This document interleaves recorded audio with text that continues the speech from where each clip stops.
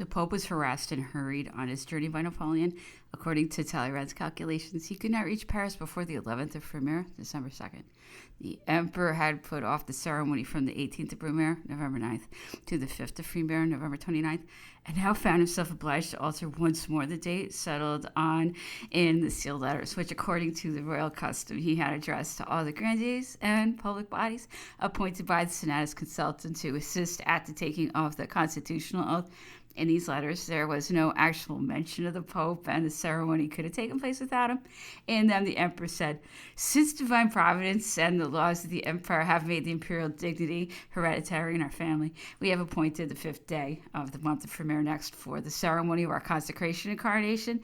We could have wished to have assembled together in one place on this solemn occasion all the citizens of the French nation, but seeing such a thing, though dear to our heart, was impossible of accomplishment, and desiring that this solemnity should at least be honored by the presence of the most distinguished citizens, in whose witness we may take the oath to the French people, prescribed by the Article 7 of the Constitutional Act, dated Floreal 28th of the year 7, we have set forth this letter to you, bidding you repair to Paris before the 1st of the month of Brumaire next, and there make known your arrival to the Grand Master of the ceremonies, and we pray God that he may preserve you in his holy keeping."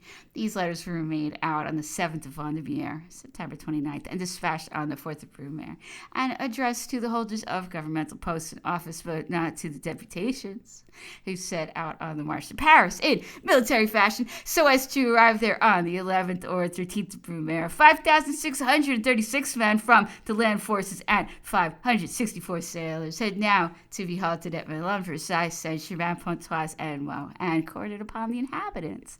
In addition, there were deputations of the National Guard who reached Paris. About the 15th, each guardsman had the right to draw 5 francs a day, which was defrayed partly by the departmental rates and partly by the public treasury. There were civil deputations whose members drew no pay, and who were terribly straitened in purse by the incredible rising price of lodging, food, and clothing. A wretched garret cost 15 francs, and a meal 3 francs. The camps were without commanders, the troops without officers, the administration lacked directors, and the county courts, magistrates. The national life was arrested, and every day the expenses increased. Napoleon dispatched courier after courier to hasten the Pope on his journey. It would be less fatiguing. Where is it? I don't know.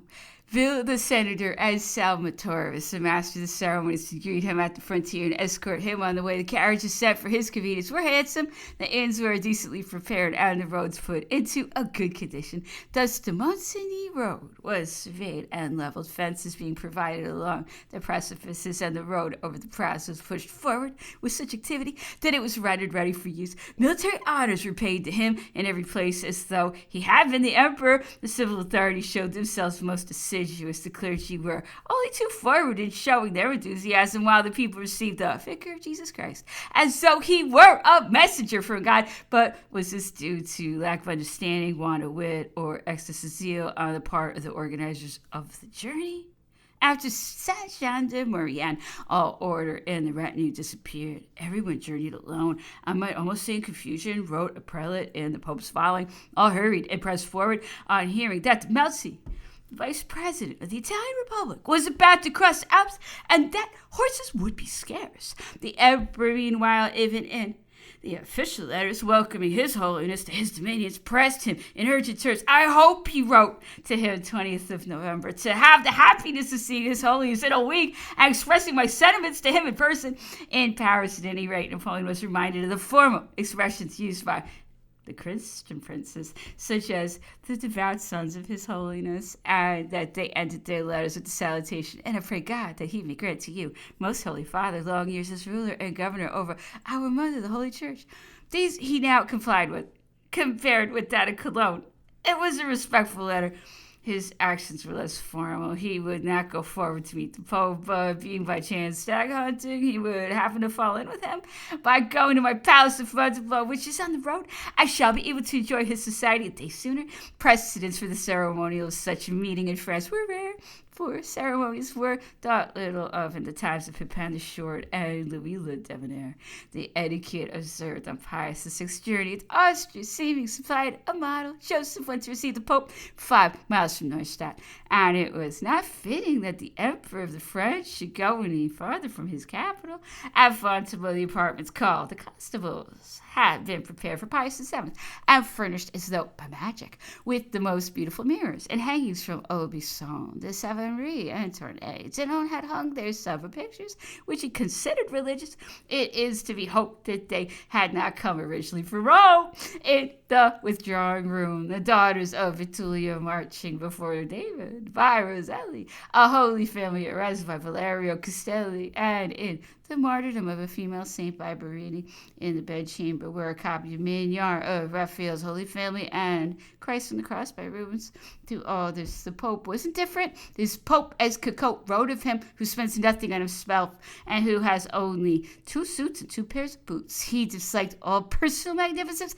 It was thought that he would like at least to say or hear Mass, but no outlay was made on the sacred vessels which were borrowed from Notre Dame. The Emperor reached Fontainebleau on the 1st of Frimaire, November 22nd, and was informed on the 4th to 25th that the Pope was approaching. At midday, he left the palace on horseback in hunting dress and rode along the Nemours Road. At the obelisk on the outskirts of the town, he stopped and asked some questions. In front of the artillery yard, he received a salute of cannon from the cadets of the military school at the cross of St. Herm. He listened to the reports of the first husband for the comedy of hunting, and the chance meeting was to be kept up to the end. The Pope's coaches were then seen approaching. The Emperor dismounted, and the Pope got out of his carriage. The 2 representatives of God met and embraced. The Emperor's carriage then drew near, and Napoleon got in first. This was said to be in rightly of polite Italian customs, so that the right side should be given to the guest. They then returned to the palace between lines of troops, saluted by the thunder of cannon and the pealing of bells. The great officers, Talleyrand among them, received the Emperor and the Pope at the bottom of the steps.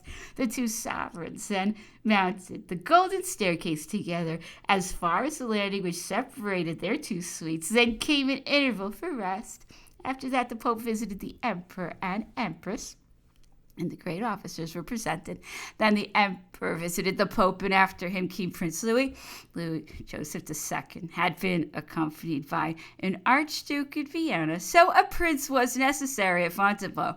There was no precedent, however, for the dinner to which the Emperor bids his Grand Marshal invite His Holiness on the 5th of Frimaire, and at which Fesch, Eugene Borghese, Prince Joseph, Princess Julie, and the Arch-Chancellor of the Germanic Empire were present, as well as the Emperor and Empress, nor for the concert in the Empress's apartments, which the Pope declined to attend, retiring as soon as it began.